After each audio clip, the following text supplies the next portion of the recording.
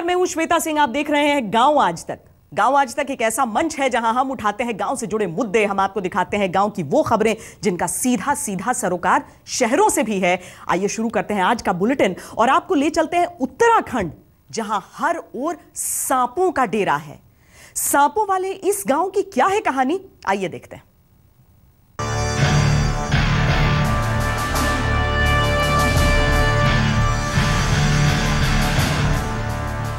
Fun उठाकर आपस में लड़ते किंग कोबरा,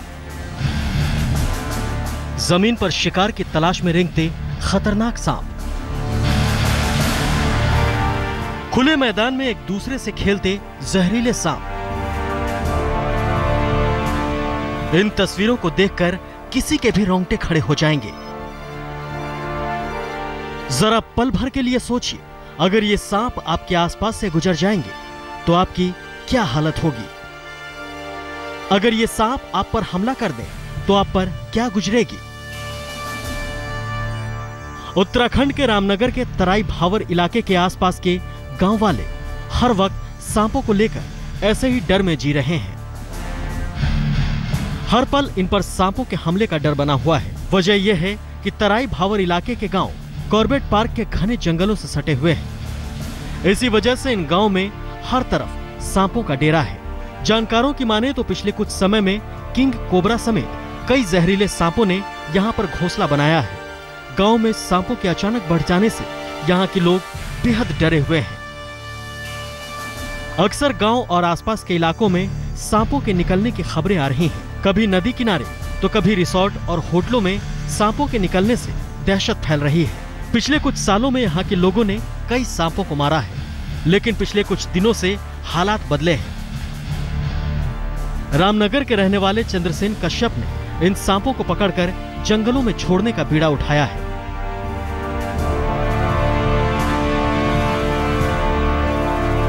सांपों की पूजा करते हैं और हमारे पूरे परिवार में सिखाया गया सांप लोग जो हमारे देवी देवताओं के रूप में माना गया। यही कारण है जो कभी कोई सांपों को मारता है या किसी के सांप निकलते हैं, मैं तत्काल उनको बचाने का प्रयास करता हूं और उनको पकड़ के लोग बाग मुझे सूचना देते हैं तो उनके घरों से पकड़ के उनको जंगल में हम आज़ाद कर दिया करते हैं। चंद्रसेन और इनका पूरा परिवार सांपों को संरक्षण देने के काम में लगा हुआ है। इन्हें जैसे ही कहीं पर सांप निकलने की खबर मिलती है, ये फौरन वहां पहुंच जाते हैं। सांपों को पकड़कर ये हिफाजत के साथ कॉर्बेट के जंगल या फिर सांपों के लिए संरक्षित स्थानों पर छोड़ देते हैं। चंद्रसेन अभी तक दर्जनों खतरनाक सांपों को पकड़कर गांव के बाहर छोड़ चुके हैं। उनकी इस निस्वार्थ सेवा से गांव वाले बेहद खुश हैं।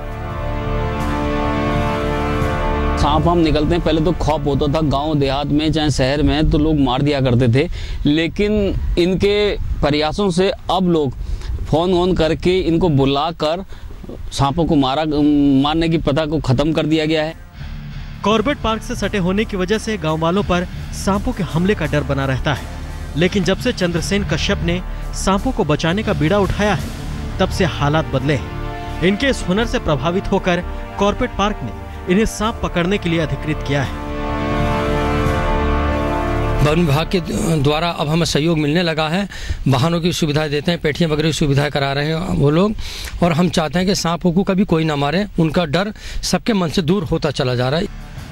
सांपों को पकड़ने के इस हुनर की वजह से चंद्रसेन गांव वालों के लिए मसीहा बन गए हैं। इलाके में दूर दूर तक ये मशहूर हो गए हैं। इनकी वजह से जहां कई जानें बची हैं, वहीं सांपों को भी नई जिंदगी मिली है।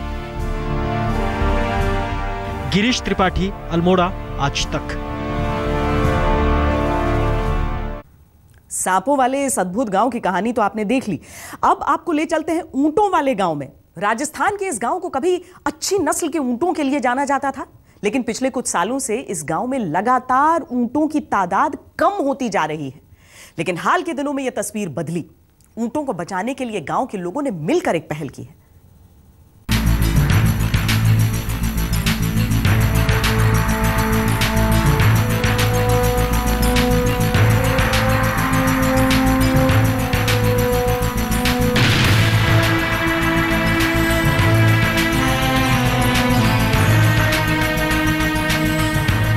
रेगिस्तान के इस जहाज पर संकट के बादल मंडरा रहे हैं। सरकारी आंकड़ों के मुताबिक राजस्थान में इस वक्त 3 लाख ऊंट बचे हैं, जबकि पशुपालकों का दावा है कि ऊँटों की संख्या 2 लाख से ज्यादा नहीं है।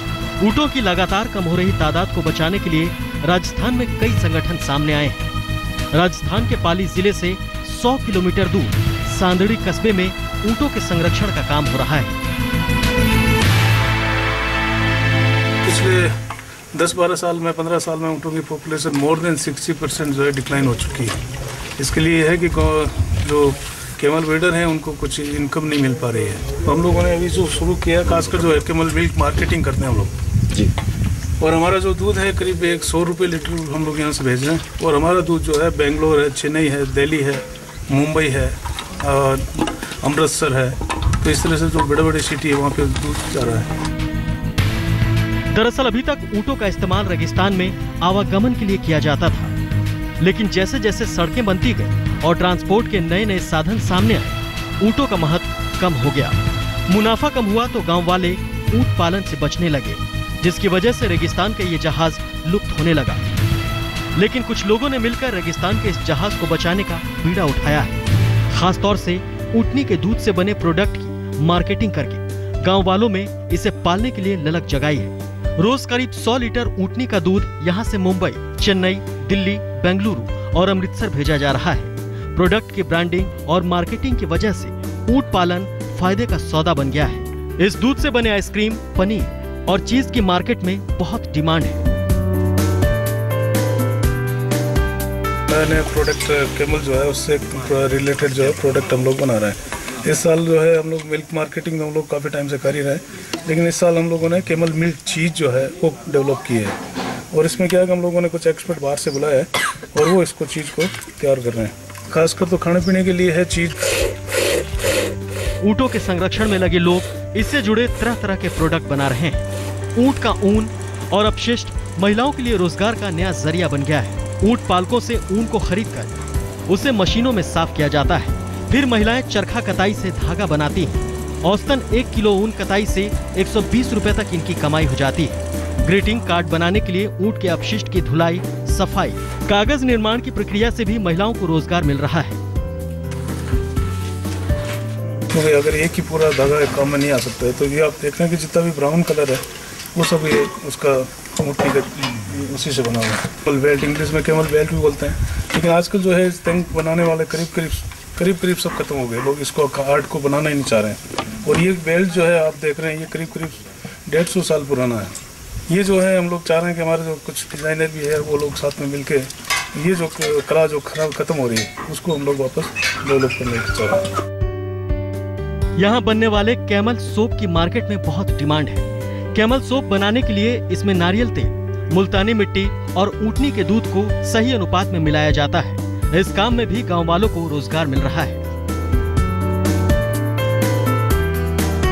पुराना मेथड जो काम में लिया, जो अपने पहले जो गाँव में जो लोग महिलाएं जो यूज़ करती थी मेट वगैरह, जैसे मुल्तानी मिट्टी है, कैमल मिल्क है और उसके साथ साथ में कोकोनट ऑयल मिला के हम लोग इसको, और सबसे बेस्ट है कि इसका सबसे अच्छा रिजल्ट निकल रहा है कि एक तो लाइक शैम्पू की तरह काम कर रहा है, दूसरा एक स्किन डिजीज है उसके लिए सबसे बेस्ट है। पिछले कुछ दिनों में ऊँट से जुड़े उद्योग राजस्थान के गांव में बढ़े हैं, जिससे गांव वाले फिर से ऊँट पालन में जुट गए हैं।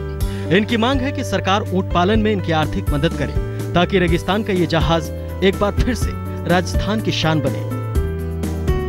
भारत भूषण जोशी, पाली, आज तक। मध्य प्रदेश के खरगोन में एक गांव को जमाइयों वाला गांव कहते हैं। इस गांव की खूबी यह है कि गांव के हर घर में कम से कम एक जमाई राजा रहते हैं। कई घरों में तो 3-3 पीढ़ियों से जमाई रह रहे हैं। क्या है जमाइयों वाले इस गांव की अनोखी कहानी, चलिए देखते हैं। 450 परिवार वाले इस गांव के करीब हर दूसरे घर में एक घर जमाई है। यही कारण है कि पूरे इलाके में कुकड़ोल गांव जमाइयों वाले गांव के नाम से मशहूर हो गया है। 600 गांव घर की बस्ती है, जिसमें से 200-250 घर दामाद के हैं। सर्विस वाले लोग भी हैं, धंधे वाले लोग भी हैं, दूध का धंधा करते हैं, खेती भी करते हैं। और खरगोन पास होने से धंधा मतलब सहज हो जाता है, इसलिए बाहर से आके यहाँ बस गए हैं। कुकड़ोल में सबसे ज़्यादा जवई है और जवई के जवई भी, जवई ज़्यादा है इसलिए लोग जवई बेड़ी कहते हैं। यहाँ की लड़कियाँ ब्याह के बाद विदा होकर ससुराल तो जाती हैं, लेकिन कुछ ही दिन बाद ससुराल से पति को विदा कराकर हमेशा के लिए अपने मायके ले आती हैं। कई घर तो ऐसे हैं जहां 3-3 पीढ़ियों से घर जमाई रह रहे हैं। राजपूत भी मिलेंगे, ब्राह्मण भी मिलेंगे, सब कोई दबाव, कोई टेंशन, सहयोग मात्र मानते हैं। बिल्कुल राजी आते धंधे की वजह से। अपने तरह के इस अनोखे गांव के बारे में जो भी सुनता है चौंक जाता है, क्योंकि गांव में 90 साल से लेकर 20 साल तक के घर जमाई हंसी खुशी से रहते हैं। वो यहाँ की संस्कृति में पूरी तरह से रच बस गए हैं। उमेश रेवलिया, खरगोन, आज तक। गांव आज तक में आज के लिए इतना ही। कल फिर मिलेंगे गांव की कुछ और दिलचस्प कहानियों के साथ। तब तक आप देखते रहिए आज तक।